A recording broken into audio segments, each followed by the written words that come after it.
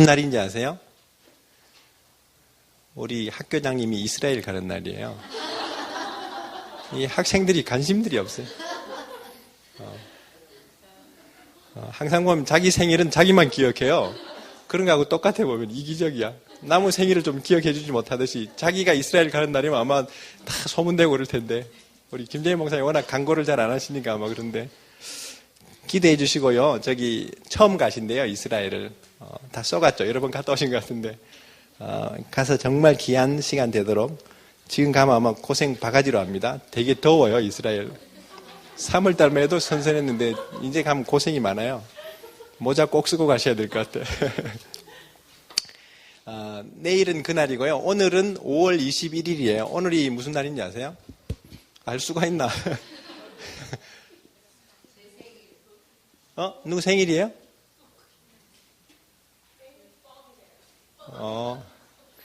5월 21일이 저기 5월달이 보면 어린이날 무슨 스승의 날 무슨 날 다 있는데 이 부부의 날이라고 막 그러잖아요. 둘이 하나 되는 날. 그걸 몰랐으니까 가정이 힘들지. 애들만 치닥거리하고 그러다가 힘든 거죠. 저는 이걸 보면서요. 야, 이 날을 앞으로 이렇게 우리 IMN의 이 날로 우리 유엔이 아니라 우리 이스라엘 사역하는 단체들이 이 날을 우리 이스라엘 사역의 회복의 날로 정해야 되겠다. 5월 14일 지난주에 우리 MT 때는 이스라엘 독립기념일이었는데 둘이 하나 되는 게 부부만 하나 되면 안 되잖아요. 이방인과 유대인이 연합하고 부모와 자녀도 그렇고 하나님과 우리도 교회들도 하나 되는 이 연합의 날로 해서 우리가 이 날을 좀 길이 기념해야 되겠다 이렇게 생각이 듭니다. 아무도 알아주지는 않지만 우리끼리 지키기 시작하면 아마 이게 거룩한 절기가 될 줄로 믿습니다. 근데 저는 이걸 보면서 우리가 사역자들이 영적인 사역은 부지런하고 분주하게 하는데 무너져 있는 사역이 두 개예요. 하나는 가정 사역이고 또 하나는 기도 사역이에요. 보면 정말 다니엘도 그렇고 요한도 그렇고 사도 요한도 기도할 때 하나님의 환상과 계시가 임했던 것처럼 정말 기도하는 종들이 돼야 되는데 기도하는 것보다 더 바쁘게 막 이렇게 어디 설교하러 다니고 또 어디 막 사역하러 다니고 뭐 행사하고 막 이런 게 많아요. 그래서 저는 이번 주간도 집회가 많지만 무슨 이런 저녁에 이런 그런 성회가 있지만 오히려 이렇게 하나님 앞에 이렇게 조용히 나가서 이렇게 기도하는 그런 시간들이 더 깊은 은혜와 계시가 임하죠. 사실은 오늘 아침에 제가 이렇게 기도하는데요. 그런 마음이 왔어요. 우리가 막 새벽 기도해야 되겠다 또 뭐 열심히 해야겠다 하는데 다 놓치는 게 하나님의 시간표를 사는 그 원리를 잘 모르면은 우리가 이렇게 좀 넘어질 수 있겠다. 시간은 크로노스라는 시간이 있고 카이로스라는 시간이 있잖아요. 근데 하루의 시작 그럼 우리가 탁 들어오는 인식은 우리는 이미 벌써 이렇게 성경의 문화와 다르게 이렇게 자라서 그런지 아침부터 저녁까지가 하루를 이렇게 보잖아요. 근데 성경의 하루는 저녁이 되며 아침이 되니 첫째 날이더라, 뭐 둘째 날이더라 이렇게 지나가죠. 그러니까 이 안식일도 보면 그 금요일 해질녘부터 해서 토요일까지 이렇게 해질녘까지 이렇게 지내는데 안식일을 잘 지킴으로써 그 한 주간을 또 이렇게 열어가듯이 하루를 잘 지키려면 그 전날 저녁부터가 사실은 하나님의 시간표죠, 사실은. 그러니까 막 새벽기도 이렇게 결단하고 하는데 잘 안 되는 이유가 뭔지 아세요? 그 전날 저녁부터 준비를 안 해서 그런 거예요, 사실은. 근데 우리나라 사람들, 이 이방 크리스찬들이 좀 고쳐야 될 게 그거 같아요. 하루 그러면은, 12시부터 그 다음날 이렇게 12시까지 그렇게 하니까, 밤 12시도 우리가 잠자는 시간이고, 또 그 다음날 시작한 하루의 끝이 되는 12시도 잠자는, 그러니까 비몽사몽간에 하루가 시작하고 하루가 끝나니까 이 사람들이 정신없이 끌려가는 거예요, 이제 이게. 근데 유대인들은 보세요. 해질녘에 정확하게 깨어있을 때 하루를 이렇게 예비하고, 그 다음날 딱 깨어있을 때 하루를 마감하고, 이런 어떤 이 벌써 시간표가 다르잖아요, 사실은. 그러니까 우리도 이렇게 새벽 기도하고 막 뭔가 이렇게 열심히 하려면 그 전날부터 이렇게 잠자는 시간도 조금 일찍 자고, 가정도 이렇게 좀 저녁에 이렇게 같이 일찍 모이고, 이런 것이 좀 우리가 이 영적인 그런 어떤 사람들이라면 이 살아가는 시간표도 달라져야 된다는 것이죠, 그게. 별로 감동들 안 받아서 그만해야 되겠네. 저는 그거 깨닫다가 너무너무 이렇게 제가 은혜가 됐었어요.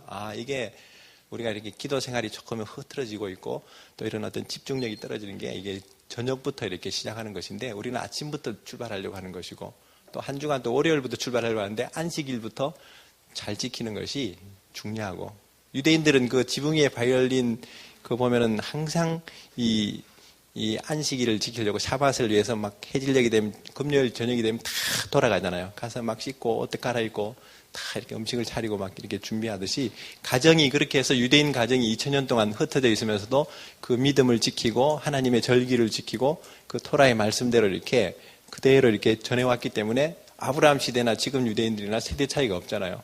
우리는 내하고 우리 자녀들하고도 벌써 이렇게 다르잖아요. 사실은 안 통하잖아. 안 통해. 그런 게 이제 가정이 무너지는 게 안식일을 안 지켜서 그런 것 같아요. 보니까. 그러니까 우리가 가정사역 하지만 주말에 이렇게 이 샤밧을 가정 중심으로 한다든지 또 가정에서 이렇게 모여서 자녀들과 대화를 나누면서 말씀을 나누고 하루를 한 주간 또 이렇게 어려운 거 있으면 기도하고 이러면서 이제 하면 가정들이 뭐 크게 어려울 게 없을 텐데 그래서 그런 어떤 이 샤밧 그 다음에 이 저녁부터 이렇게 우리 내일 아침에 이렇게 하루의 그 기도 시간들 이런 걸 위해서 준비하면서 이렇게 정리하는 이런 이 하나님의 시간표를 따라서 사는 이런 정신이 참 중요하다는 생각이 듭니다. 그래서 이 기도 사역이 세워져야 되고 가정 사역이 세워져야 되는데 우리는 교회 사역, 무슨 이스라엘 사역 이런 것만 막 세우다 보면 가정들이 이렇게 참 많이 참 안타까운 상황들이 많이 있어요 보면.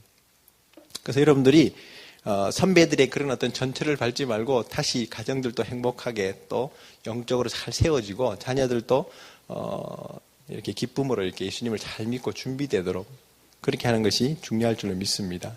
그래서 이런 날들은 사실 그런 걸 좀 깨닫게 하는 그런 의미가 있는 것 같아요.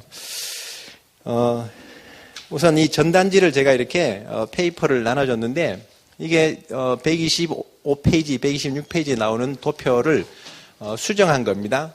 사이즈도 맞게 제가 이렇게 잘랐으니까 여러분들이 풀로 그냥 125페이지, 126페이지 그냥 이 도표 나오는 앞뒤 부분을 그냥 찢어내도 괜찮아요. 그거 조금 도표가 형식이 좀 틀렸기 때문에 그거 찍고 그 안에다가 이걸 그대로 붙여 넣어도 됩니다. 오늘은 그냥 이렇게 좀 같이 한번 봅시다. 이 한 가지만 좀 나눌게요. 다니엘서 71회와 계시록에 대한 그런 것들을 이제 좀 이렇게 보면은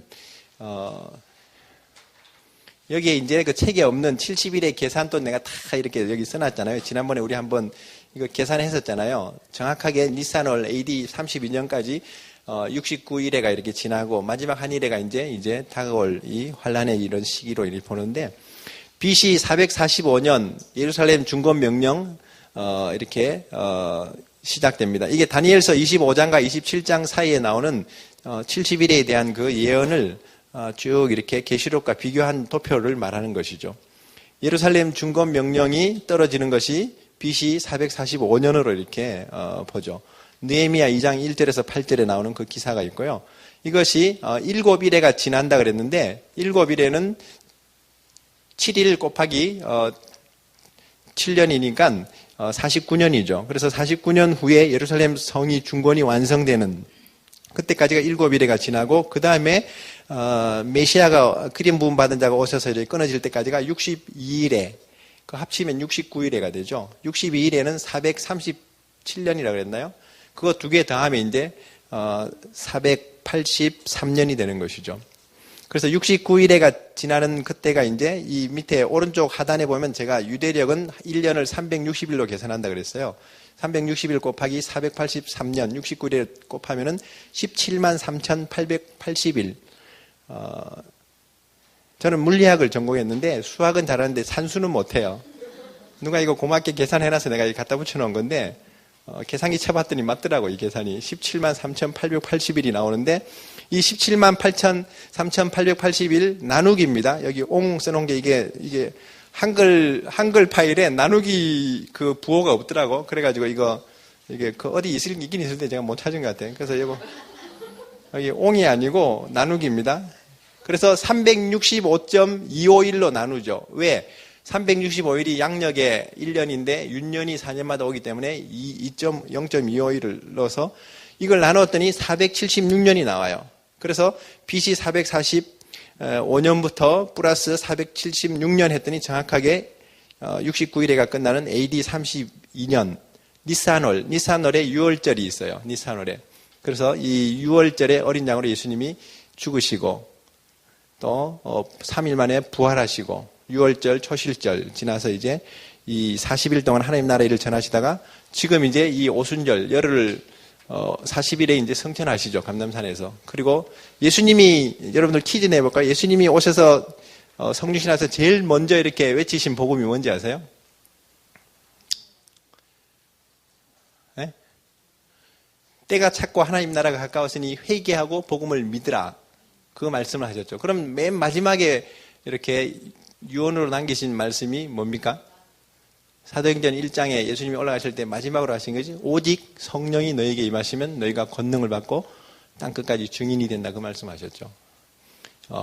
복음을 믿으라고 회개하라고 말씀하셨고 이제는 마지막 때 이제 성령의 권능을 받아서 증인이 되라고 이렇게 말씀하셨는데 이게 두 개 다 지금 유효한 시대예요. 믿지 않는 자들이 지금 복음을 믿어야 되고 회개해야 되고 믿는 자들은 성령의 권능을 받아서 마지막 때 이제 증인이 돼야 돼요. 그래서 예수님이 그렇게 이제 올라가시고 예루살렘을 떠나지 말고 기도하라 그럴 때 열흘 동안 이제 우리가 지금 열흘 동안 오순절 기도회를 여기서 저녁마다 하는 게 이제 열흘 된 무슨 일이 날지 모르겠어요. 강화문에 성령이 임하실지 여기서 임하실지 알 수가 없지만 하여튼 열흘 동안 우리가 그 저녁 기도에 힘쓰고 또 이렇게 애쓰고 있는데 성령이 임하시고 이제 교회가 이렇게 일어나죠. 이스라엘이 예수님을 이렇게 영접치 않았기 때문에 메시아를 거절해서 이제 마지막 한 일회가 사실은 바로 연결되었으면 바로 천년왕국으로 들어갈 텐데 이스라엘이 넘어져 가지고 이제 이 복음이 이방인에게 들어오죠. 그래서 이방인의 구원 시대, 은혜 시대가 이 교회 시대입니다. 2000년 동안 이 교회 시대가 열리면서 이 마지막 한 일회가 이렇게 틈이 생긴 거죠. 이 갭이 생기면서 마지막 한 일회가 이제 이 7인의 재앙이 떼지면서부터 이제 이렇게 전개가 되는 거죠. 그러니까 여기 예루살렘과 이스라엘이 하나님을 떠났고 유대민족의 비극적 역사, 교회 시대는 이방인들의 구원의 시대, 그게 이제 2000년간 이런 역사가 있고, 그리고 마지막 한 일회가 이제 다니엘서 9장 27절에 여기 예고하고 있는 대로 7년 대의 환란이라는 용어는 성경 구약도 고 신약도 나오지 않습니다. 그냥 한 일회가 7년이니까 마지막 한 일을 7년으로 보는 것이고, 그러나 오늘 우리가 배우게 될 11장부터 이제 보면 1260일, 그 다음에 42달, 한때, 두때, 반때, 분명히 3년 반을 예고하고 있기 때문에 이것이 극심한 환란의 시대고 그 앞에 또 전 3년 반이라는 또 이런 어떤 환란의 시대가 있을 것을 알고 이걸 7년으로 이렇게 마지막 한 일회로 이렇게 묶어 놓은 거죠. 그러면 이제 지난번에 책 안에 들어있던 삽입지에는 그건 어느 교단에서 이렇게 나온 거 제가 그냥 이게 바쁘게 끼워놓고 다 제가 이제 해석을 못했었는데 요즘 와서 정리가 돼가지고 몇째인, 몇째 나팔 이런 걸 이제 구분을 해놓은 겁니다. 이 도표가 좀 정확하니까요. 7인을 떼실 때 보면은 첫째 인부터 넷째 인까지 뗄 때 말들이 막 나오죠, 그죠? 흰말이 나오고 제가 어제 도서관에 가가 송파 도서관에 가가지고 요한계시록 이렇게 찾더니 책이 나올 줄 알았는데 CD가 나오는데 영화가 나오더라고. 요한계시록 영화가 있어요. 지난번에 남겨진 사람들 그 영화 봤는데 그거는 세대주의 영화였고 이번에 이것도 요한계시록 CD가 있길래 다른 영화는 안 봐도 요한계시록은 보는 거지 이제. 그래서 집에 와서 이렇게 컴퓨터를 봤는데 이것도 보니까 이게 계시록에 있는 세밀한 이런 어떤 부분들을 그 누가 찍었는지 그 감독이 좀 와서 나한테 좀 감수를 받거나 이렇게 좀 했으면 이렇게 좀 이렇게 도움을 줬을 텐데 이게 좀 비슷하게 나가지만 그 핵심들은 14만 4천에 대한 부분이나 이 두 증인 부분들은 넘어가 버리더라고. 보니까 이게 자기들이 모르는 건 그냥 넘어가 버려요 사실은. 아니면 상징으로 이렇게 해석해 버리든지. 그래서 이 환란 중에 보면은 이 네 말이 등장하는데 나팔 사건은 분명한 어떤 3분의 1의 어떤 수목이 불이 탄다든지 바다에 3분의 1 피가 든지 이런 건 우리가 알 수 있는 나팔 재앙인데 인의 재앙은 좀 희미하게 보여준다 그랬죠. 왜?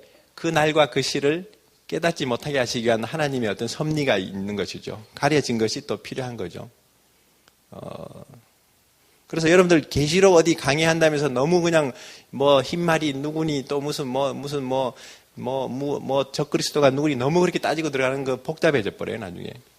이 책의 예언의 말씀에서 더하는 자들은 저주를 더한다 그랬고요. 빼는 자들은 그 거룩한 성에 예루살렘에 들어가는 데서 제해한다 그랬거든. 그러니까 우리가 너무 이걸 파들지 말고 성경이 보여주는 만큼에서 그냥 영감을 주시는 정도로 알고 그런 어떤 내용에 대한 이런 본질을 아는 게 중요합니다. 두 증인 11장에 나오는 두 증인이라고 해서 저게 두 사람인데 누군가 무슨 뭐 조영기 목사님하고 한경기 목사님인가 뭐 그럼 벌써 순교하셨잖아. 그렇게 본다든지 너무 자꾸 이걸 현실과 자꾸 대입하지 마시고요. 아직 이 환란 시대에 들어간 게 아닌 이상은 그때 되면 나타나면 아 이분들이구나 이렇게 알 수가 있고 그 단지 또 두 사람이라는 숫자로 자꾸 생각하다 보면 또 혼돈이 되는데 이 성경을 잘 풀어가다 보면 이게 이제 또 이제 우리가 배우는 그 해석이 있습니다. 제가 볼 때는 여섯째 인이 중요합니다. 다섯째 인에 순교자들이 나오고 여섯째 인에 참 큰 지진이 일어나면서 산과 섬들이 막 움직여지고 이 지각 변동이 막 일어나 버려요. 노아 홍수 시대 때도 아마 이런 대륙과 모든 구분이 막 경계가 다 무너지는 것처럼 아마 이 여섯째 인이 놀라운 전환점이 되는데 하늘의 별들이 무화과 나무에 그 과실이 떨어지는 것처럼 막 떨어지는 그런 지금 별이 하나도 지금 뭐 안 떨어지고 별똥이나 하나씩 떨어질까 별이 막 그렇게 이 지구를 향해서 날아온다면 딥 임팩트 같은 그 영화처럼 하나가 오는데도 저렇게 전 지구가 막 이렇게 막 새 시대를 막 준비하듯이 막 이렇게 막 이 핵무기를 가지고 터뜨리고 막 이런 난리를법석인데 하늘의 별들이 무화과 나무의 과실들처럼 막 떨어진다고 할 때는 그 엄청난 그런 상상도 못할 그러니까 바위가 자기 머리에 던져져서 저 어린 양의 진노의 얼굴에서 우리를 가려달라고 막 이렇게 외치잖아요. 사람들이 얼마나 무서웠으면은 마태복음에도 보니까 기절한다 그랬어요. 기절. 그걸 끝까지 볼 수가 없으니까 까무러치는 게 낫죠. 사실은.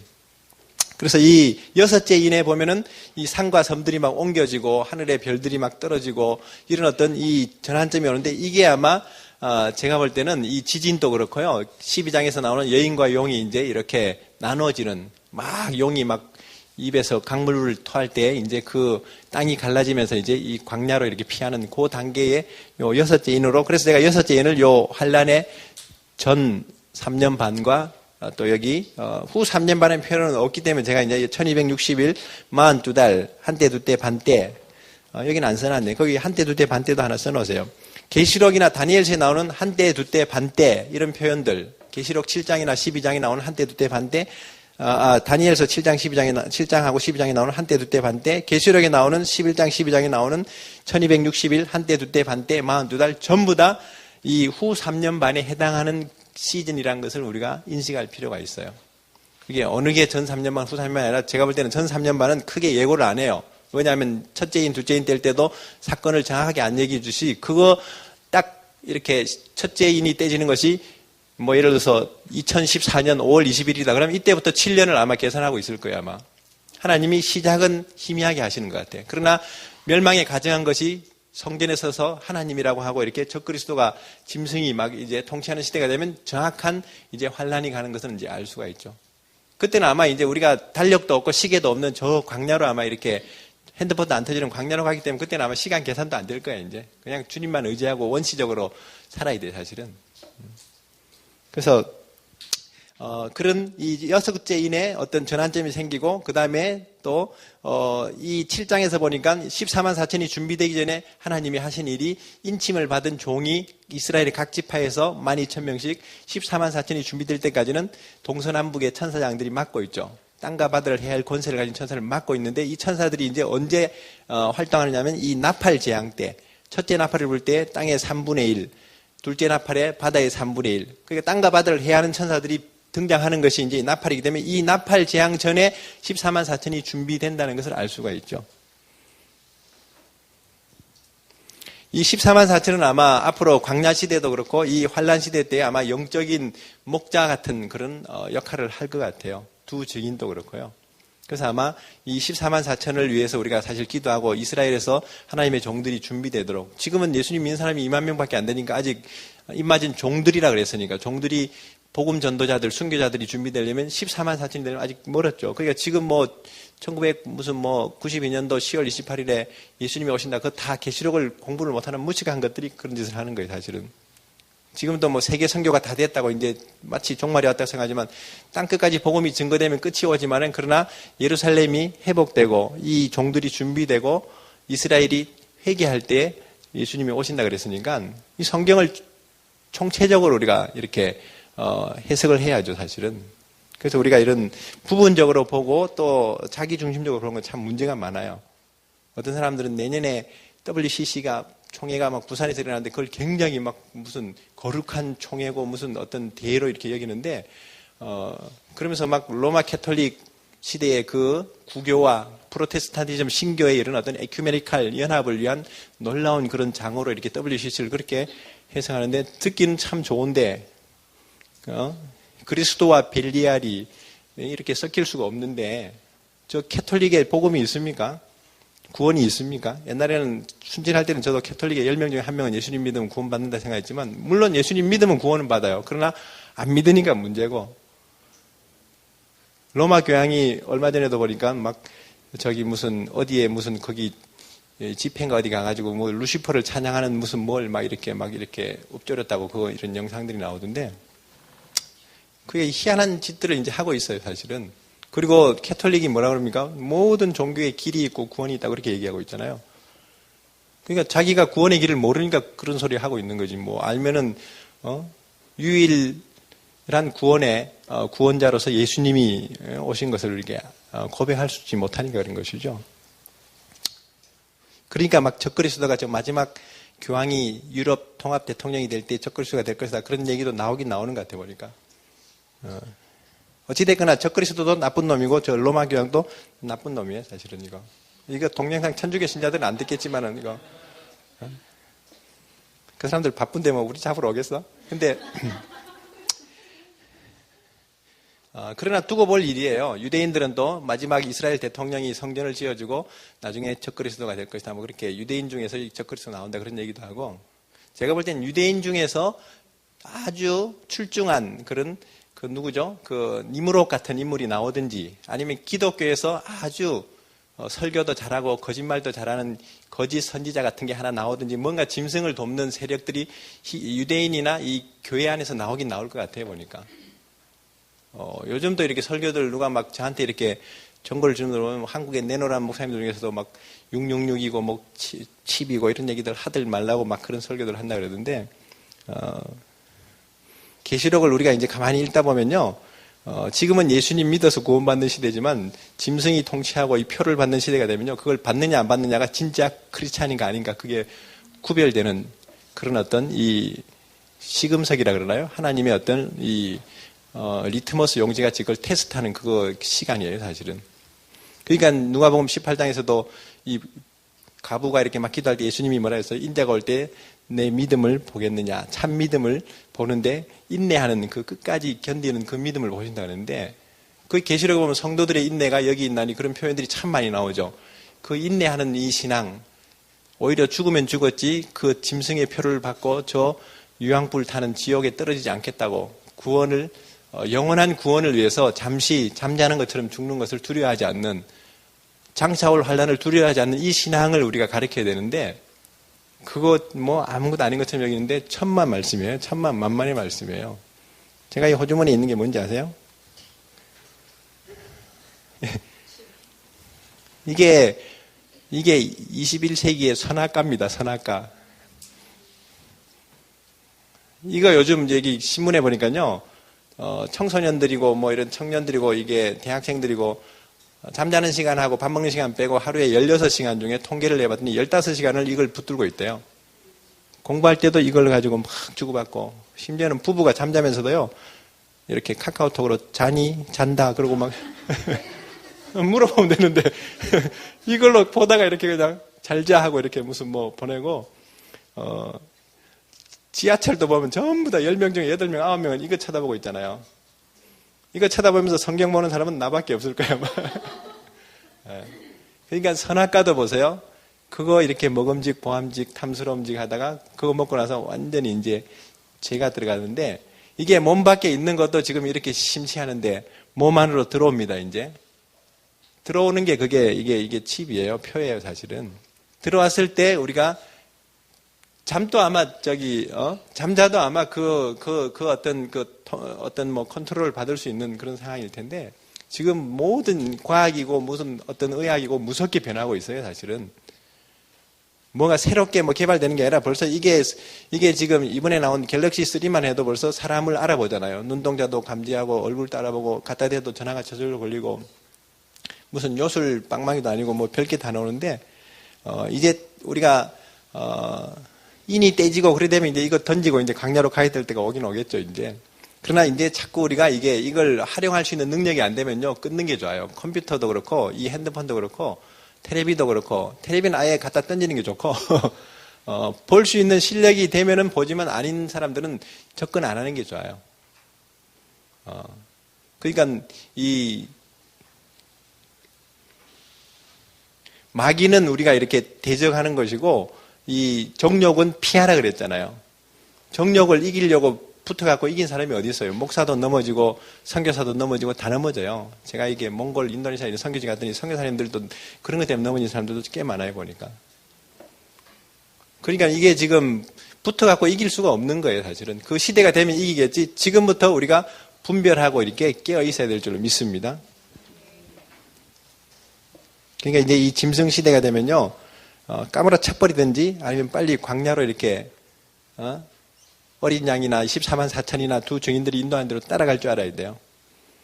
두 증인이지 세 증인이 아니야. 세 번째 놈은 반드시 거짓 선지자일 거야. 아마 잘 분별해야 됩니다. 이렇게 이제 나팔이 불고 다섯째 나팔에 이제 짐승의 그 무저갱에서 이렇게 올라오는 그 짐승이 보면 이제 정갈의 권세를 가지고 5달 동안 괴롭히는데 막 입맞은 종들은 안 괴롭혀요. 그러니까 우리가 확실하게 우리가 인을 맞든지 표를 받지 말고 믿음을 지켜야 돼, 사실은. 근데 5달 동안 얼마나 괴롭히는지 죽지도 않는다 그랬어요. 저는 이거 보면서요, 이걸 뭐라고 표현해야 되나? 지옥의 여행 연습 같아. 지옥 가면은 고통은 받으면서 안 죽는데, 이 다섯째 나팔에 이제 올라오는 이 짐승이 막 이 황충이 돼서 막 찌르는 정갈로 이렇게 막 괴롭히는데 사람들이 괴로워하면서도 막 까무러치지도 못하고 죽지도 못하니까 더 고통스러운 거예요, 사실은. 몸이 이렇게 아플 때 암 환자들이 그냥 오히려 죽는 게 편하지 그 항암제 치료받고 막 그 고통 그 얼마나 견디기 힘들어요, 사실은. 그거 이상의 이제 이 고통을 주는데 입 맞은 종들은 건드리지 못한다 그래요. 왜 입 맞은 종들은 하나님의 타임라인이 될 때까지 이 사명을 끝까지 감당할 때까지는 죽지를 못해요. 근데 이 짐승들이 나중에 전쟁을 일으키는데 그 전쟁을 일으키는 표현이 6째 나팔이에요. 6째 나팔에 이제 전쟁이 나는데 그 전쟁에서 이제 이 짐승의 이 군대들이 이 막 그런 살인 병기들이 유브라데 강에서 네 천사가 막 올라오잖아요. 그것들이 이제 전쟁을 이기면서 이 제일 꼴보기 싫은 게 이제 14만 4천하고 두 증인일 거야. 이 사람들을 죽이는 게 이제 이 온 나라 백성 방언 족속 가운데 이제 이 시체들이 막 성길에 엎드려져 있고 그걸 아마 이제 계속 공포심을 주려고 장례식도 못 치르게, 장사도 못 치르게 이제 이렇게 한다는 거죠. 사하루에 생기가 들어가가지고 이제 막 이제 이 사람들이 휴거하는 처음 익은 열매로 죽은 자들이 먼저 일어나고 그 다음 아마 산자들이 같이 믿음을 지킨 자들이 올라가죠. 그걸 두려워하는 거예요, 이제 두려워. 그 요즘 막 UFO니 뭐니 이런 공상, 이런 헛된 소문 퍼뜨리는 것도 보면요. 다 그때를 위해서 자꾸 사람들을 이 세뇌시키는 거예요, 사실은. 갑자기 사람들이 지구에 막 이런, 수만 명, 막 수백만 명이 없어져 버리면 그거 뭐 외계인이 와서 잡아갔다고. 요즘 영화들 보면 전부 다 외계인이 쳐들어오고 막 그따위 영화들 나오죠. 그거 다 짜고 치는 거예요, 사실은. 어떻게 보면은. 그래서 이런 어떤, 일들이 이제 일어나면서, 성도들이 이제 올라가고 나면 이제 이 7째 나팔이 불려질 때에 이 세상 나라가 이제 멸망당하고 우리 주와 그리스도의 나라가 이루어지는 천년왕국이 들어갑니다. 7째 나팔에 뭐가 나옵니까? 마지막 나팔에 우리는 올라가지만 이 나팔은 심판, 마지막 심판에 7 대접이 쏟아지는 거예요, 사실은. 이 대접을 구경하고 싶은 분들은 조금 더 기다리면 돼요, 그때까지. 그 대접이 라면 대접이 아니라 완전 이 진노의 대접이기 때문에 이건 뒤집어쓰면 그냥 살 수가 없어요, 사실은. 이 대접이 이제 하나 둘 쏟아지는 거 우리 심판 구조에서 이제 좀 배웠었죠. 그러고 나서 이제 제가 오늘 하나 오다가 또 하나 풀린 게 있어요. 지난번에 제가 이제 천년왕국 설명할 때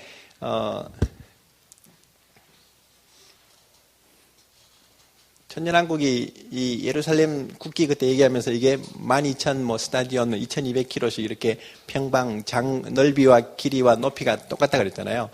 여기가 이제 천년왕국인데 두 증인이 휴거하고 두 증인 제가 볼 때는 이 안에는 14만 4천이 이게 들어가는 걸로 저는 이렇게 보고 있어요. 나중에 이제 14장에 어린 양과 14만 4천이 쓰는데 이 두 증인은 두 촛대라 그랬기 때문에 두 촛대는 교회를 말하는데 유대인 교회, 이방인 교회에 하나님의 증거자들을 이제 준비하시는 거라고 볼 수 있죠. 그러나 아마 이 사람들이 나라와 제사장처럼 이제 앞으로 영적인 리더십 역할을 할 것 같아요. 광야 시대가 되면은. 근데 이 사람들이 휴거돼서 이제 영화로운 몸이 돼가지고 부활체로 예수님과 함께 지상으로 재림할 때 이제 천년왕국에 그 사랑하시는 자의 성, 하나님의 성에 이제 들어갑니다. 그러나 이 육체로 자연적 육체로 살아남은 자들이 있다는데 이 사람들은 이 왕국의 성에는 들어가지는 못해요. 천년왕국 시대를 그냥 살아갈 뿐이라는 거죠. 이것이 구분되니까 조금 선명해져요.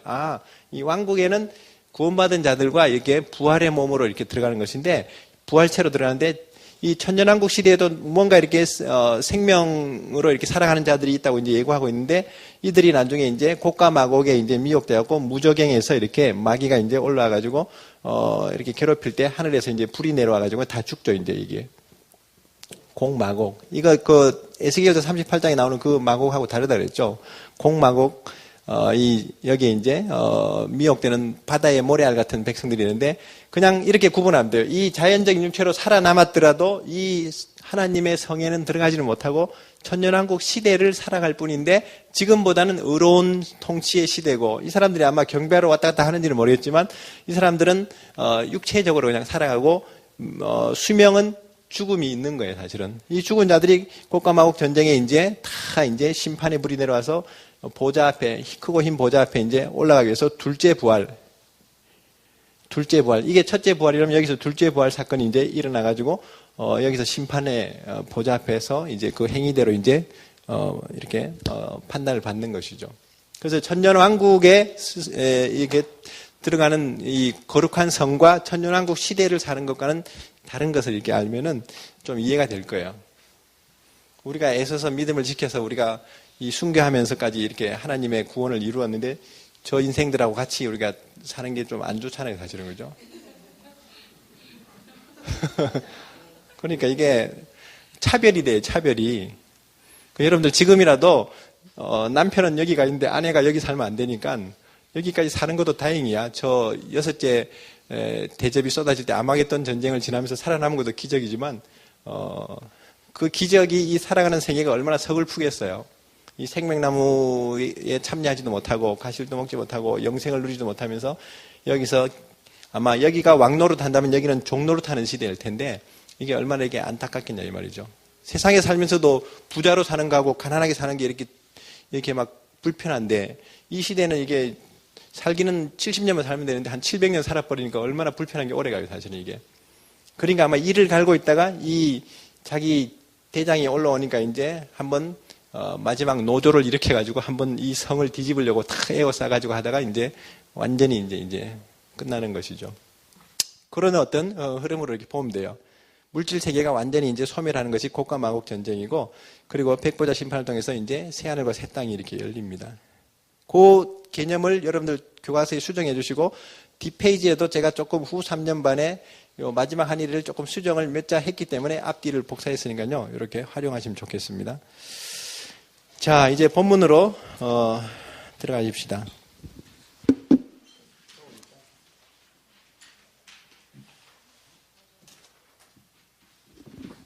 오늘 11장 할 차례죠. 이제 6째 나팔과 7째 나팔, 마지막 나팔의 마지막 대접이 쏟아지기 전에 나오는 이 삽입 내용이 10장, 11장인데 이 큰 힘센 천사가 땅과 바다를 밟고 서서 이제 우레 같은 외침을 하죠.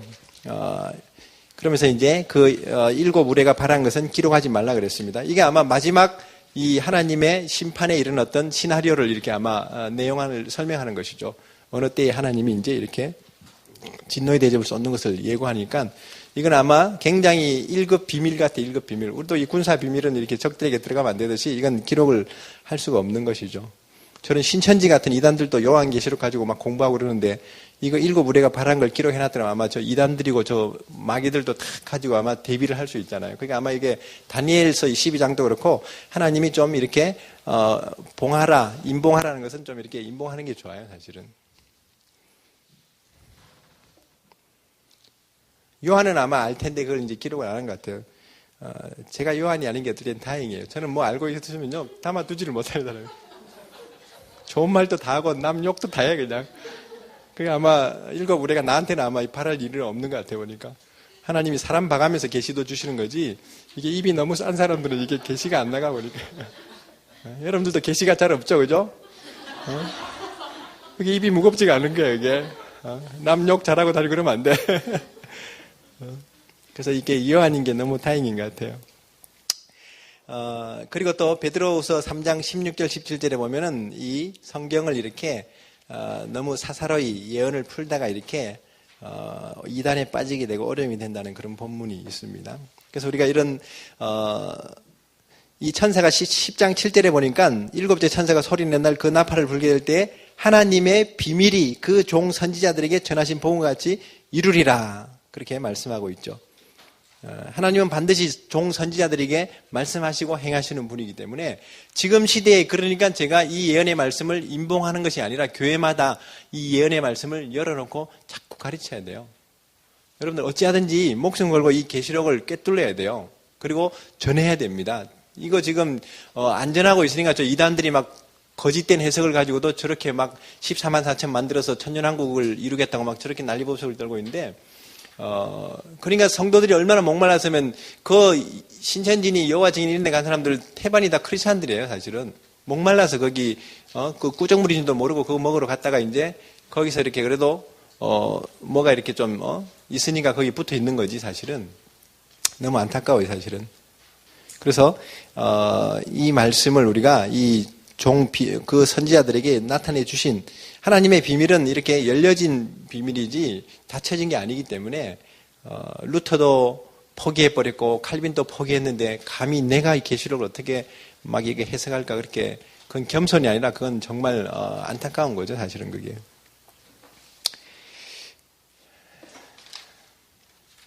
그러면서 이제 이 천사가 이제 이 작은 책을 갖다 먹으라면서 요한에게 이제 주죠. 그 먹었더니 입에는 꿀같이 달고 배에는 쓰다고 이렇게 10장 9절에서 나오고 있는데 이거는 하나는 심판에 대한 것이기 때문에 재앙의 심판이 쓴 것이고 달다는 것은 구원과 축복에 대한 의미라고 이렇게 우리가 배웠습니다.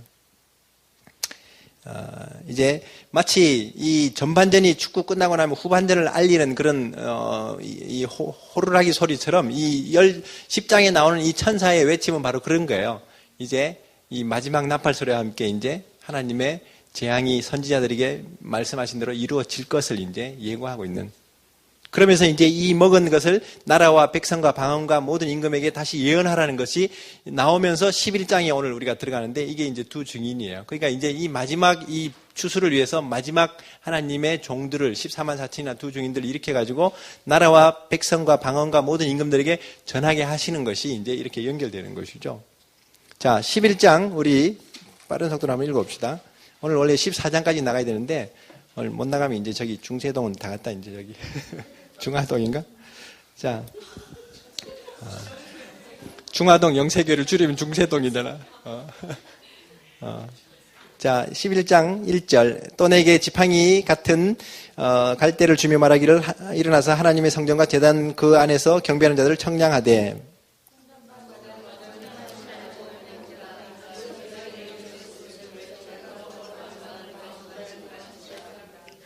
내가 나의 두 증인에게 권세를 주리니 저희가 굵은 베옷을 입고 1260일을 예언하리라. 만일 누구든지 저희를 해하고자 한즉 저희 입에서 불이 나서 그 원수를 소멸할지니 누구든지 해하려 하면 반드시 이와 같이 죽임을 당하리라.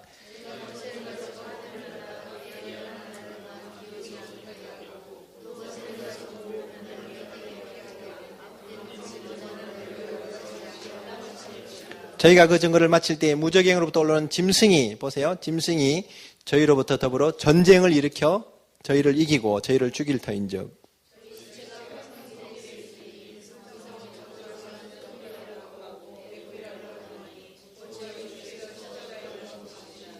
백성들과 족속과 방언과 나라 중에서 사람들이 그 시제를 사흘 반 동안을 목도하며 무덤에 장사하지 못하게 하리로다.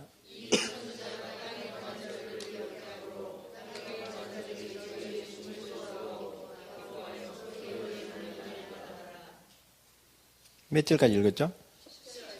10절. 3일 반 후에 하나님께로부터 생기가 저희 속에 들어가매 저희가 발로 일어나니 구경하는 자들이 크게 두려워하더라.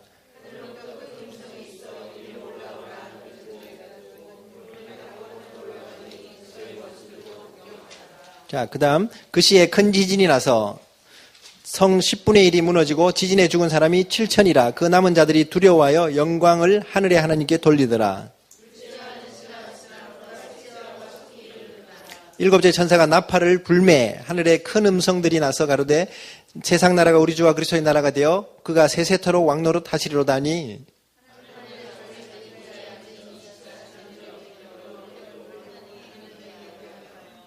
가로되 감사하옵나니 옛적에도 계셨고 시방도 계신 주 하나님 곧 전능하신 이여 친히 큰 권능을 잡으시고 왕노릇 하시도다.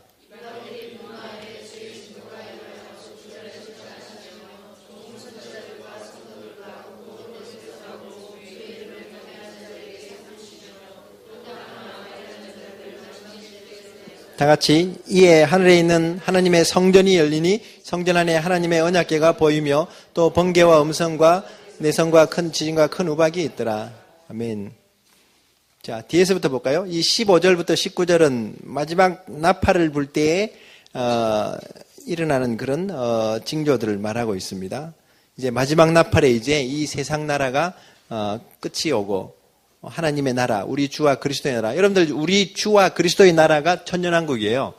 하나님의 나라는 새하늘과 새 땅에서 이루어질 하나님의 나라. 그 구분이 됩니다. 그래서 여기서 우리 주와 그리스도의 나라라고 이렇게 표현하죠. 이 나라를 고린도서 15장에 이제 아버지께 바친다 그랬어요. 그때 이제 일어나는 부활이 둘째 부활이고 예수님이 강림하실 때에 오는 첫째 부활이 일어난다 그랬어요. 부활은 예수님의 부활과 합쳐서 세 번밖에 없습니다. 뭐 환란 전에도 있고 환란 중에도 있고 환란 후에도 있고 그 듣기는 좋지만 그게 성경적인 해석은 아닙니다. 그래서 이 우리 주와 그리스도의 나라가 되어서 세세토록 왕노릇 하신다 그랬습니다. 그 하나님과 보좌 앞에 24장로들 24장로에 대한 해석은 4장에서 조금 했었죠. 어떤 분들은 뭐 구약의 무슨 12지파 신약의 12사도들이다 뭐 그렇게 얘기도 하고 이렇게 많이 얘기하는데 사실은 계시록이 그 24장로가 누구라고 표현을 안 해준 것은 모르는 게 약입니다. 그러나 추측해 볼 때는 아마 구약 시대와 신약 시대를 지나서 지금까지 인류 시대에 예수님을 제일 잘 믿은 사람 대표들 24명 같아요. 제가 보니까 율법의 대표가 모세였다면 선지자의 대표가 엘리야였다면 아마 사도들의 대표가 뭐 바울이었다면 이런 분들이 아마 또 하나님이 또 그 시대마다 일어났던 티오라 그러나 그런 몫을 이렇게 배정을 해야 되니까 아마 지금 시대도 한 두 자리는 남겨놨을 것 같기도 하고 그러나 알 수는 없지만 그 시대에 하나님의 이 종들의 그런 어떤 가장 믿음의 대표자들을 그렇게 본다고 저는 봐요. 괜히 어떤 분들은 14만 4천도 그냥 뭐 12지파 곱하기 12사도 곱하기 1000 그래서 14만 4천 뭐 구원의 총수 이런 식으로 해석하는데 그런 산수로 이렇게 해석해서 성경이 얘기하지 않는 걸 너무 얘기할 필요는 없고요. 14만 4천이 12지파고 이스라엘이라 그러면 그대로 믿는 것이 좋아요. 성경은 문자 그대로 해석하고 그게 해석이 안 될 때는 조금 다른 본문들과 평행 본문들과 같이 이렇게 통합적으로 해석하는 그런 시각이 좀 필요한 거죠. 근데 보니까 이 두 증인이 죽고 나서 막 이 13절에 지진이 일어나고 사람이 막 많이 죽죠. 그리고, 그럴 때 되니까 이제, 회개하는 사람들이 일어납니다. 이 마지막 아마 이렇게 추수가 이제 일어나는 것 같아요. 대부분 제가 볼 때는 아마 여기서는, 이스라엘의 그런 어떤 이 대속죄일처럼 나팔 소리 후에 열흘 후에 이 속죄일이 오잖아요. 그 속죄를 통한 아마 그 회개를 통한 구원과 이제 천년왕국에 들어가는 초막절에 들어가는 그 시나리오가 아마 이렇게 이제 흘러가지 않는가 보는데, 많은 사람들이 죽음과 동시에 이제 또 많은 사람들이 하나님께 영광을 돌려. 어떨 때는 막 이 나팔이나 이런, 이 인의 재앙 때는 막 원망하고 막 더 그러다가 이제는, 구원받는 사람들은 이제 들을 귀가 있는 자들은 듣고, 보고 이제 돌아오는 것이죠. 회개하는 거죠. 어떻게 보면 참 마지막 구원이라고 볼 수 있죠. 둘째 화가 지나갑니다. 그리고 셋째 화가, 둘째 화는 여섯째 나팔, 첫째 화가 다섯째 나팔이고 둘째 화가 여섯째 나팔이고 마지막 화가 일곱째 나팔인데 세 가지 화가 있다고 했는데 이 두 증인이 죽고 나서 둘째 화가 지나갔다는 것은 여섯째 나팔과 일곱째 나팔 사이에 두 증인의 휴거, 부활이 있었다는 것이죠. 그러니까 이 두 증인은 전 3년 반 시대에 활동하던 주의 증인들이 아니라 마지막 이 1260일 동안 예언하고 이 짐승들이 짓밟는 42달 동안에 예언하는 그 시대에 살다가 3일 반 후에 이제 성천하고 처음 익은 열매로 성천하고 그 다음에 살아있는 자들이 또 이제 나중 열매로 이제 또 이제 성천하는 것을 볼 수 있죠. 여러분들이 굉장히 이렇게 이 계시록을 정말 이렇게 말씀을 사랑하고 또 이렇게 기도하는 분들이어서 그런지 이게 뭐라 그러나요? 이게 깨닫는 것이 아주 새로워요, 보니까. 듣는 분들은 어떤지 모르겠지만 저는 가르치면서 이번 학기 참 많이 배웠어요, 사실은. 아직 오늘 해서 한 3주 남았는데, 아마 한 주 한 주가 놀라울 줄로 믿습니다. 다 끝나고 나면 아마 10주 끝나고 나면 우리가 까무러칠 거예요, 아마. 이 교재도요, 벌써 제가 이제 수정판을 만들고 있어요. 어떤 중국 선교사가 작년에 이렇게 강의 듣다가 목사님 교재는 가장 나중에 나오는 최종판을 받는 게 제일 좋겠다고 그러던데 그게 예언이 돼가지고 자꾸 학기마다 자꾸 이게 책이 다 꽂힐 것 같은데 이렇게 덮여도 그러고 자꾸 이렇게 또 바뀌어요 보니까 아마 예수님 오실 때까지 바꿔야 되지 않을까 생각이 드는데 언제든지 저는 이제 제가 틀린 것은 열려 있기 때문에 틀린 것은 그냥 그대로 받아들이고 맞는 것은 내가 목숨 걸더라도 나는 맞다고 이게 우기는 거지 이제 이렇게 이제 보세요 여기 이 시방도 계시고 주 하나님 전능하시니까 큰 권능을 잡고 왕노를 하신다 그렇게 24장로들이 엎드려서 경배하면서 그 다음에 이제 주의 이름을 경외하는 자들과 선지자들에게 다 상을 주시고 이제 이 땅을 멸망시킨다고 이렇게 얘기하고 있죠. 그러니까 거룩한 정화 작업을 하시는 거죠. 하나님이 3분의 1의 이런 재앙, 나팔 재앙에서부터 전면적인 대접 재앙으로 가서 땅을 완전히 이제 초토화시켜 버리는 거예요. 재로 물들은 공중에 마지막 대접은 공중에 쏟아지는데 공기 중에 쏟아지는데 살아있는 생물들은 거의 다 죽는 거예요. 이제 땅과 바다와 물과 모든 이 하늘과 모든 것들을 다 하나님이 이제 다 무너뜨리시고 처음 하늘과 처음 땅은 다 이렇게 종이축이 그 두루마리가 말리는 것처럼 하늘이 말려서 없어져 버리고 이제 새 하늘과 새 땅이 이제 도래하는 것을 말하고 있어요. 나중에 여기에 이제 이 천연왕국이 이제 이렇게 무슨 우주선처럼 도킹하는 그런 이런 어떤 그 결합이 이루어진다고 이렇게 얘기하는데 그것도 그때 가봐야 돼요. 그게 이루어질지 이게 올라가서 같이 만날지 알 수는 없지만 여하튼 사이즈로 봐서는 이 사이즈가 맞는 것 같아요. 우리 스가랴 선교사님이 지도를 가지고 잘 설명해 줬잖아요. 그거 너무너무 놀라운 발견이죠. 그죠? 이게 애국강에서부터 이렇게 유브라데 강, 그거 안 가르쳤더라면 전부 다 이제 별만 쳐다보고 있었을 텐데, 그게 이스라엘의 그런, 회복될 그 땅이고 천년왕국의 그런 어떤 이 모형인 것을 우리가 본다면, 그거 이제 그 국기만 봐도 얼마나 이제 우리가 들어갈 천년왕국이고 하나님의 나라인가 그걸 볼 수가 있는 거죠.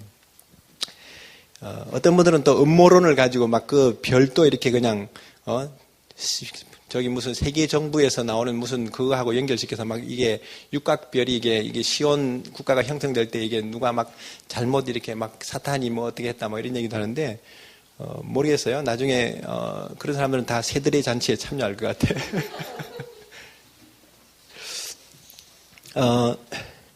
그래서 이 19절 보세요. 이게 특이하죠.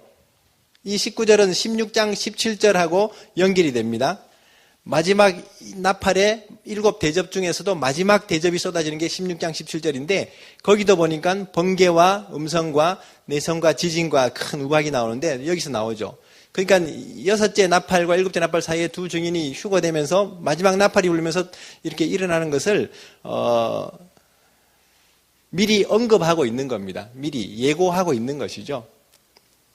두 증인의 부활을 통해서 최후의 심판 직전에 일어날 인류의 대부활 사건을 미리 이렇게 예고하고 있는 것처럼 이 최후의 마지막 일은 이 대접 재앙에 대해서도 이미 11장에서 이미 조금 이렇게 맛배기를 보여주고 있어요.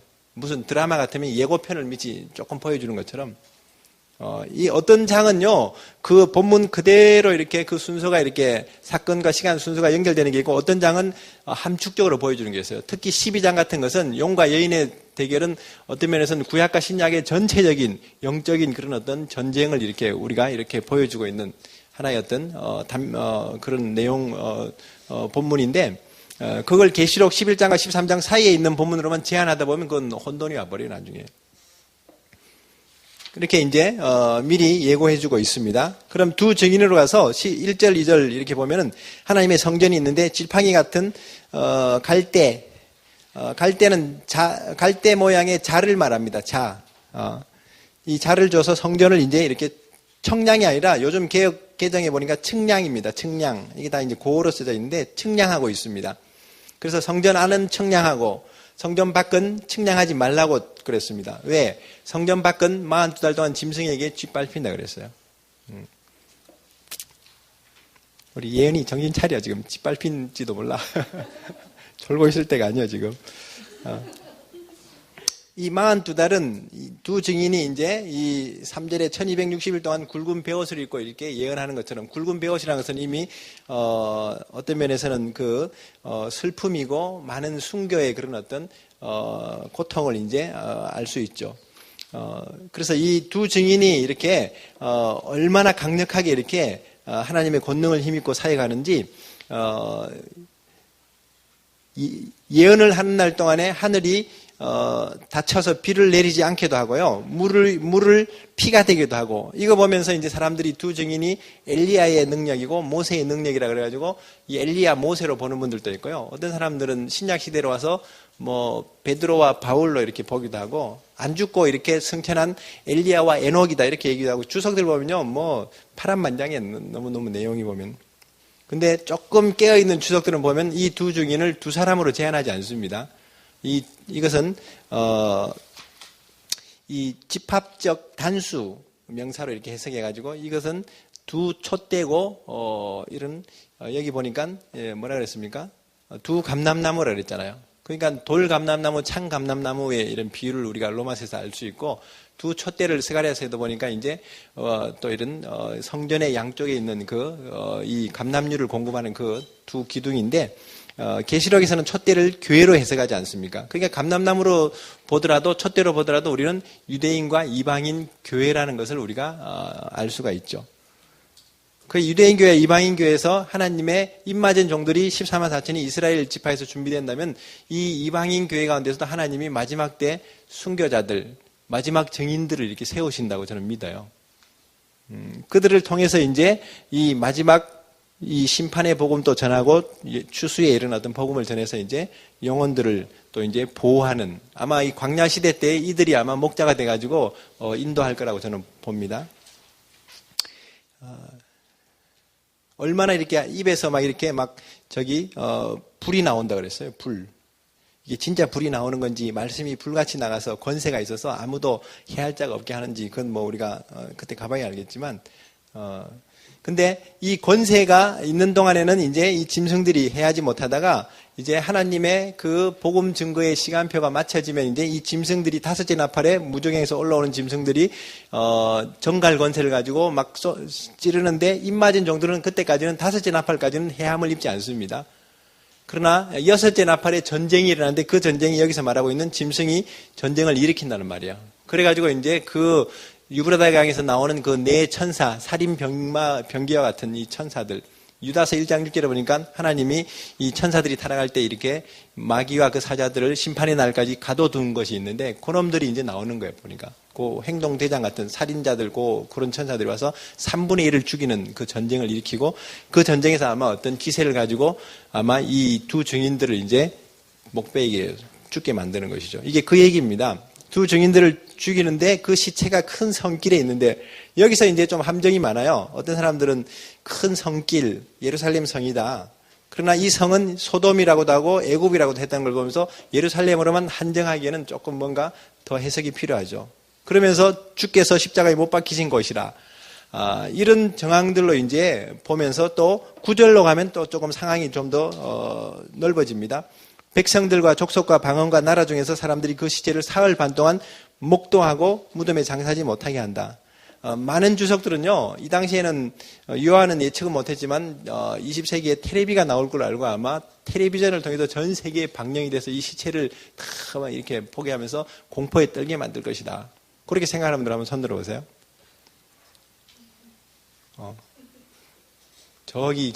무슨 독일의 마리아 자매의 바실리아 슐링크 여사 그 밤모섬 책도 그렇게 쭉 나와 있더라고. 그러니까 그러나 두 증인이 예루살렘에서만 다 죽는 것이라고 보기에는 제가 볼 때는 아마 이 14만 4천은 아마 대부분 예루살렘 성과 그 예수님이 십자가에 못 박히신 그 골고다 그 골짜기에서 아마 이렇게 언덕에서 많은 희생을 당할 것 같아요. 그러나 분명히 그 성을 영적으로 소돔과 에돔이라고도 이렇게 표현한 것이라든지 백성과 족속과 방언과 나라 중에서도 그 시제를 사흘 반 동안 목격한다고 두 증인은 이 유대인 14만 4천의 종들만으로 한정하지 않고 있다는 것을 우리가 알기 때문에 이것은 진짜 문자 그대로 저는 각 나라와 족속과 방언에서 많은 사람들의 이런 죽음들이 있는 것을 목격하게 될 거라고 저는 봐요.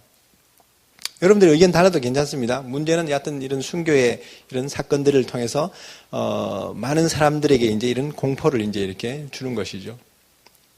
그러면서 이제 3일 반 후에 정확하게 이제 문자 그대로 사흘 반 후에 생기가 들어가서 저들이 일어나는데 그때부터 이제 두려워하는 거죠. 죽이는 데까지는 막 자기들이 기세등등했는데 그들이 부활하는 걸 보면서 예수님처럼 저렇게 부활하고 저들에게 이런 산자의 그런 어떤 역사가 일어난 걸 보면서 이제 자기들이 이제 뭔가 이렇게 좀 이제 두려움에 사로잡히는 것이죠.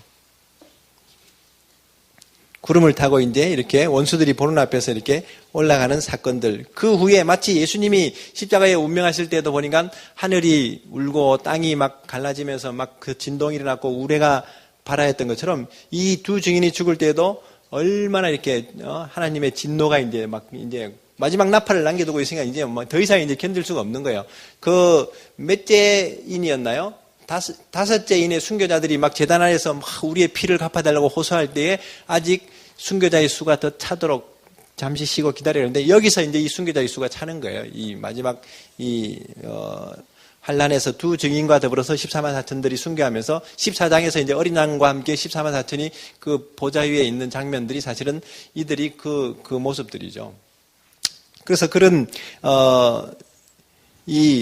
지진이 일어나면서 많은 사람들이 이제 또 이렇게 화를 입고 그 가운데도 이제 하나님을 주목하고 이제 그 음성을 듣는 자들이 이제 회개하는 역사가 여기서도 이제 일어난다 그랬습니다.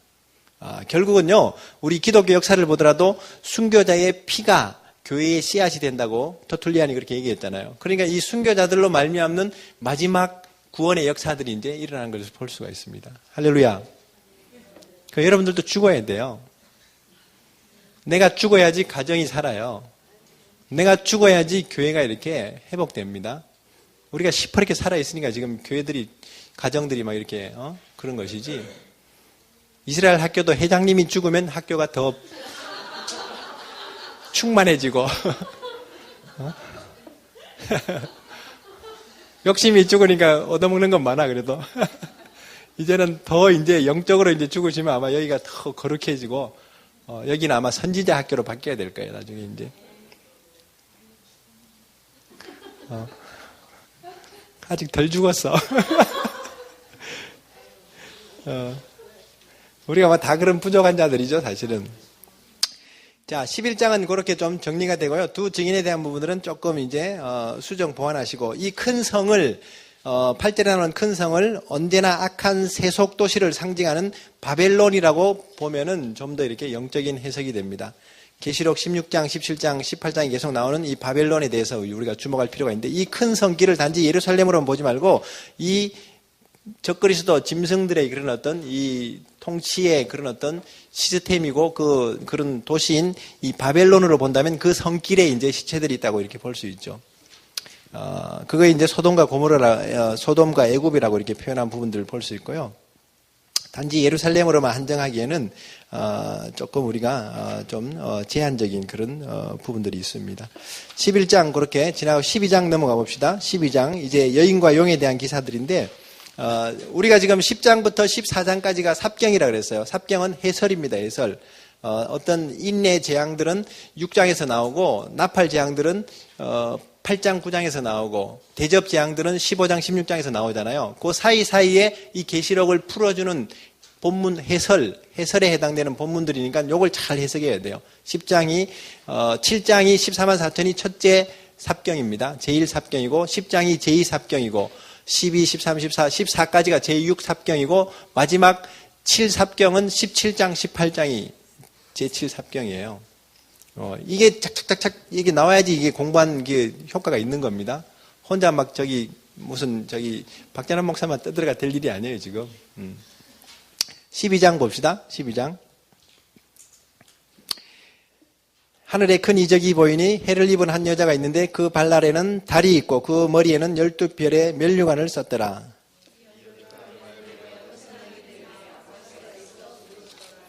하늘에 또 다른 이적이 보이니 한 큰 붉은 용이 있어 머리가 7이요 뿔이 10이라 그 여러 머리에 7 면류관이 있는데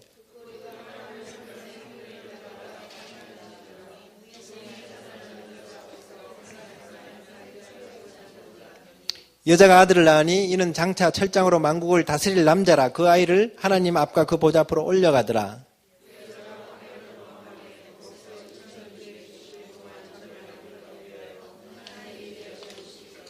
하늘에 큰 전쟁이 있으니 미가엘과 그의 사자들이 용으로 더불어 싸울새 용과 그의 사자들도 싸우나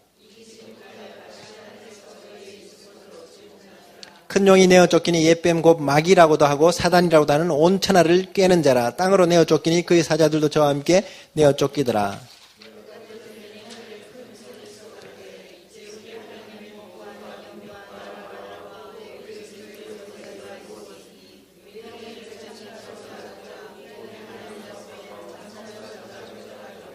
또 여러 형제가 어린 양의 피와 자기의 증거말을 인하여 저를 이기었으니 그들은 죽기까지 자기 생명을 아끼지 아니하였도다.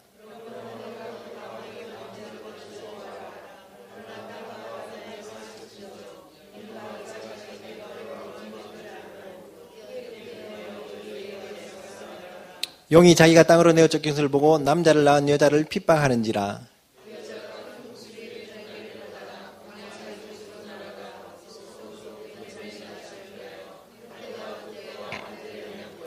여자의 뒤에서 뱀이 그 입으로 물을 강같이 토하여 여자를 물에 떠내려가게 하려 하되 다같이 용이 여자에게 분노하여 돌아가서 그 여자의 남은 자손 곧 하나님의 계명을 지키며 예수의 증거를 가진 자들로 더불어 싸우려고 바다 위에 섰더라.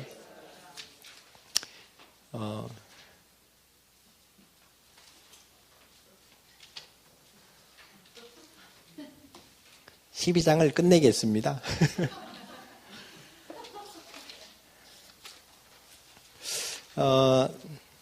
12장은 용이 누구라고 여기 나와 있죠? 용은 여기 설명을 해주잖아요. 성경을 가만히 읽으면 거기 다 설명이 나와 있어요. 12장 9절에 큰 용은 옛 뱀, 마귀, 사단, 온 천하를 깨는 자인데 하늘에서 바로 쫓겨났죠. 하나님의 보좌를 넘보다가. 하나님의 나라에는 죄가 틈을 타서는 안 되기 때문에 바로 죄를 지으면 에덴에서 쫓겨나듯이 바로 쫓겨나요. 교회도 거룩한 곳이기 때문에 죄를 지으면요 바로 좀 분리를 시켜야 돼요. 그게 섞여 있다 보면요 정말 이게 교회가 세속화되고 음란해지고 하나님 앞에 부정한 것이 되면요 그거 사실 어려워져 버려 나중에. 그러니까 초대교회도 거룩하니까 이 헌금 떼먹었더니 바로 즉사해 버리잖아요. 그러니까 요즘 목사님들이 설교하다가 11조나 헌금 떼먹으면 막 이렇게 매일 주일마다 장례식 치를 거라고 그러는데 아무 교회도 그렇게 하진 않더라고 보니까. 근데 바로 하늘에서 쫓겨나가지고 공중에서 권세를 잡고 있죠. 이 어둠의 세상. 그러다가 이 공중에서 이제 미가엘과 싸워서 12장에 보니까 땅으로 쫓겨나면서 본격적으로 이 여자를 괴롭힌다 그랬어요. 막 얘기하려고 그랬어. 계시록은 성질급하면 해석이 정확하지 않습니다. 이 여자를 이중적으로 해석할 필요가 있어요. 1차적으로는 여자는 이스라엘로 보는 게 정확한 겁니다. 그러나 이제 신약시대에 예수님 이후 시대에 와서는 이제 에베소서 2장에 나온 대로 그리스도 안에서 유대인과 이방인이 한 세 사람이 된 교회로 보는 것도 해석이 맞아요. 그러니까 이스라엘과 교회를 이렇게 핍박하는 것을 우리가 알 수가 있어요. 처음에 이 여자가 낳은 아들은 그리스도고 올라가는 아들도 예수님의 부활을 말하기 때문에 이스라엘이 맞아요. 그러나 그 이후 예수님 이후에 이제 이 사단이 이제 핍박하는 것은 결국 이스라엘뿐 아니라 이 교회도 이제 핍박하기 때문에 교회라는 그런 광의적인 해석도 우리가 열어놓을 필요가 있습니다. 그러나 모든 계시록 해석은 이스라엘을 거의 안 보고 전부 교회로만 이렇게 적용하는 게 많은데 그것은 이스라엘에 대한 계시가 없어서 그런 거기 때문에 이스라엘로 해석을 하면서도 우리는 이 광의적인 협의적인 어떤 해석이 아니라 광의적인 해석에서 이 교회를 이렇게 우리가 이 여자 안의 범주에 둘 수 있다는 걸 볼 수 있죠. 자, 그런 가운데 하늘에 이적이 있는데 한글 성경에 보면 해를 입은 한 여자, 그래서 저도 처음에 계시록 볼 때는 이게 무슨 큰 고통을 당하는, 해를 당한 여자인 줄 알았는데 그게 아니라 영어 성경에 보면 선입니다. 선. 해로 옷을 입은 여인이에요. 해로 옷을. 오늘 아마 그 처음 깨달은 분도 있을 수 있어. 해로 옷을 입은 한 여자가 있고 해, 달, 별이 나오잖아요. 그러니까 해, 달, 별의 영광을 가진 마치 누구죠? 요셉이 꿈을 꿀 때 해와 달과 별이 자기에게 절하고 막 이런 그런 것처럼 이 이스라엘의 그 영광을 이제 말하는데 이 여자가 애를 쓰면서 이제 배가 아파가지고 해산하는 그런 이 부르짖음을 하고 있습니다. 그래서 여기 제가 쭉 86쪽, 87쪽에 보면 여자가 이스라엘이라는 몇 가지 증거 쭉 써놓은 거 한번 보시기 바랍니다. 대부분 성경은 여자를 이스라엘로 이렇게 표현하기도 하고요. 또, 그 12별의 멸류관이라든지 또 여기서 나오는 그 법계라든지 이런 용어들은 전부 다 이스라엘에 해당되는 것이지 절대 이런 이방 교회와 이렇게 연결되는 것은 아닙니다. 그러니까 저 2000년 동안 역사를 보더라도 저 히틀러를 통해서도 그렇고 저 캐톨릭을 통해서도 그렇고 이스라엘을 저렇게 죽이는 게 이게 용의 그런 어떤 이 역사라고 볼 수가 있어요. 이 용이 생긴 거 보니까 머리가 7이고 뿔이 10이라 그랬습니다. 이것은 7이란 것은 역대의 이스라엘을 괴롭혀온 이 7제국을 말합니다. 마지막 제국은 이제 이 재생 로마 같은 적그리스도의 제국이 아직 일어나진 않았는데 그런 7 이스라엘을 이렇게 괴롭힌 그런 세력들이고 10뿔이라는 것은 앞으로 이제 이 적그리스도 짐승을 도와가지고 이제 열왕들이 이제 이 세계 각 나라에 이제 이런 어떤 미국이니 뭐 중국이니 러시아니 이런 나라가 될 수도 있겠지만 이런 열왕으로 이제 개편될 때 이들이 마지막 때 이제 이 힘을 실어서 이제 이 아마겟돈으로도 이렇게 모이고 막 이런 세력의 이제 적그리스도의 이런 정부에 동참하는 걸 이제 의미한다고 볼 수 있죠. 그러니까 이 세상의 모든 나라들과 또 역사적으로 이렇게 제국들과 다 해서 이스라엘을 이렇게 괴롭히는 것을 말하고 있죠. 지금도 이 전 세계 200여 나라 중에 이스라엘 좋아하는 나라 없어요. 전부 뉴스고 언론이고 전부 다 보면 이스라엘에 대해서 불리하게만 얘기하고 있고 전부 이스라엘이 그냥 불법 점령해갖고 저 팔레스타인 사람들 무슨 보트 피플도 아니고 저렇게 막 쫓았다고 이렇게 하니까 오해를 주는 것이죠. 사실은 그게.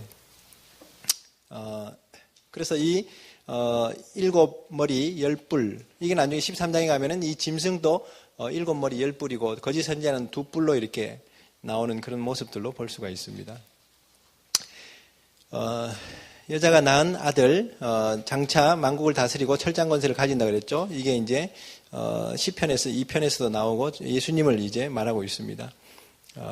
이 신천지에서는 지가 이만희가 이렇게 여자가 낳은 아들이라고 이렇게 얘기하는데 별 해석들이 이제 제가 그래서 신천지 메시지 듣지 말라는 얘기가 서로는 전반부는 똑같아요. 근데 후반부에 가면 이제 자기들 14만 4천이라는 그 장막 성전과 자기들 실체가 다 나오더라고 보니까. 여자가 광야로 도망가는데 아무도 알 수 없습니다. 하나님이 예비하신 곳이라 그랬는데 이건 시편 91편에 나온 대로 지존자의 은밀한 곳, 전능하신 자의 그늘 아래서 양육을 받을 텐데 제가 볼 때는 6째 인에 막 산과 섬들이 막 움직이면서 아마 하나님이 어느 공간을 만드실 것 같아요. 지금은 알 수가 없어요. 그러니까 지금 뭐 페트라니 뭐 어디 몽골 사막이니 뭐니 그런 얘기해도 그거 다 쪼개지고 나중에 어디로 갈지 몰라요. 그렇기 때문에 우리가 이 하나님이 예비하신 것은 하나님의 때에 이렇게 열리는 것을 우리가 이렇게 인정하는 게 좋습니다. 그래서 1260일 동안 양육하신 것이죠. 42달 짓밟는 것은 금방 같은데 1260일은 얼마나 우리에게 일용할 양식을 주시고 아마 이게 이제 광야 시대의 출애굽한 백성들처럼 영적인 출애굽한 이 하나님의 교회와 이스라엘이 이제 이렇게 하나님의 보호를 받는데 그 7장 끝에 보니까 환란에서 나오는 성도들이 줄이고 목마르고 해에 끌린다 그랬죠. 그 광야를 말하는 것이죠. 거기서 나온 백성들이. 그래서 제가 자꾸 여러분들 교회 오면은 핸드폰을 이렇게 진동 모드로 바꾸듯이 교회 나갈 때는 광야 모드로 우리 신앙을 바꿔야 되는 거예요, 사실은.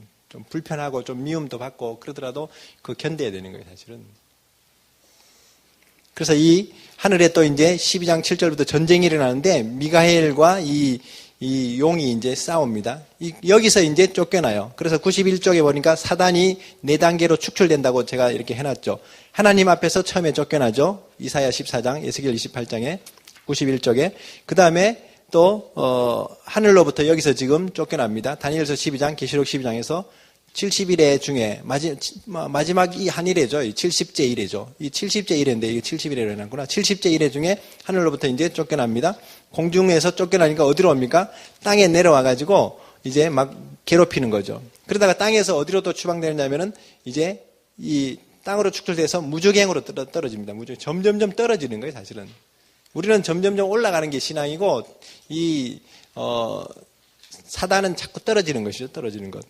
그러니까 지금 잘 살고 지금 뭐 건강하고 그거 하나도 부러워할 거 없어요. 저거 이제 내일 잡으려고 돼지들을 오늘 먹이고 살찌는 거하고 똑같은 거예요. 내일 잔칫날을 위해서 이제 먹이고 살찌는 거예요, 이게. 그러니까 잔칫날 전날 밤에 돼지처럼 사는 게 아니라 우리는 지금 줄이고 목마르고 좀 그 사람을 후패하더라도 내일의 그 영광과 그 휴거를 우리가 바라보는 것인데 그 믿음이 참 중요하죠. 그 다음에 이제 무저갱에서 또 불못으로 떨어집니다. 계속 이렇게 마귀가 이렇게 떨어지는 걸 볼 수 있죠. 그 다음에 이제 10절부터 보면은 하늘에서 큰 음성이 나서 이제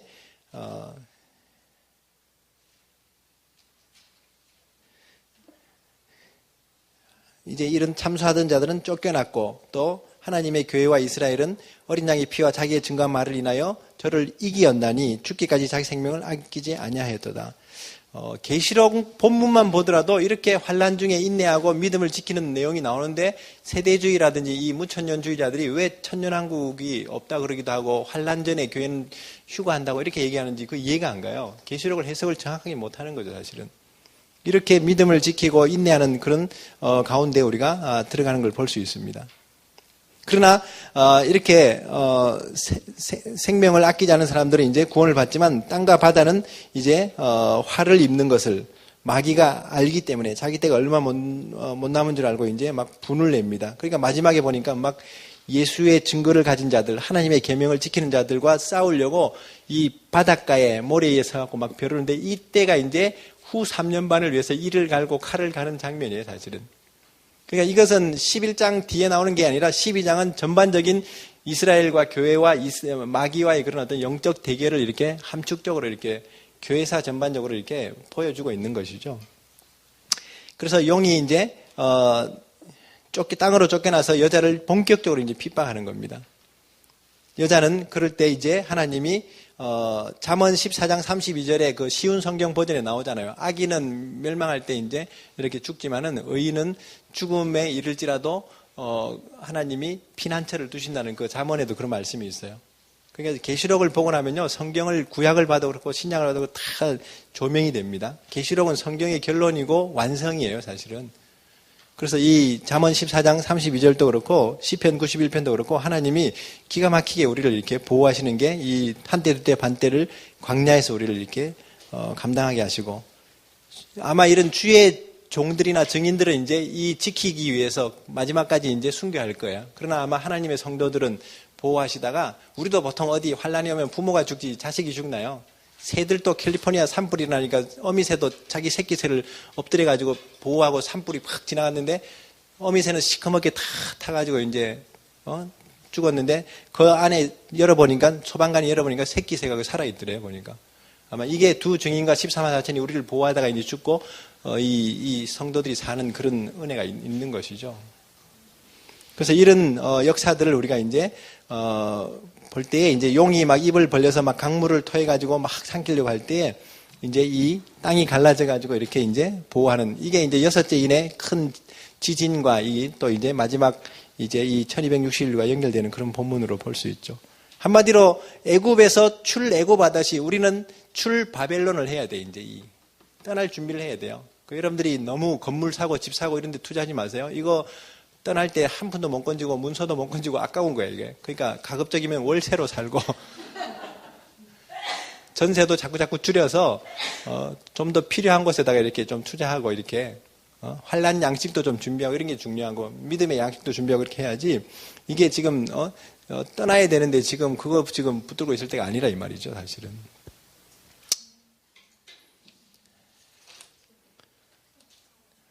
네, 우리 원래 13장, 14장까지 더 들어가야 되는데 우리 학교장님의 강력한 요구로 버티다 12장까지 하고 이제 우리 마감을 해야겠어요.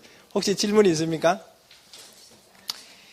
다음 주에 그럼 13장부터 해서 저기 대접지향 16장까지 대접지향까지 우리가 쭉 나가도록 하고요. 그 다음 주에는 아마 이런 바벨론 함락과 천년왕국 들어가면서 마무리해야 되니까 그렇게 한번 보시고요.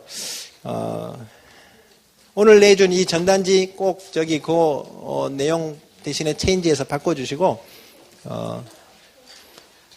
제가 지금 괜찮게 만들고 있어요. 이 교재보다도 조금 더 수정된 것과 조금 업그레이드된 그 성경 구절도 킹제임스하고 저기 개역 개정하고 이렇게 쉽게 다 성경 본문도 조금씩 바꿔가지고 새로 만들고 있는데 학기 끝날 때 필요한 분들 있으면 제가 신청받아서 그분들은 또 새로 이렇게 좀 해드릴 테니까 요거는 그냥 여러분들이 학습용 교재로 쓰시고 여러분들 본인 보관용으로는 따로 한번 가져도 좋을 것 같습니다. 기도드리겠습니다.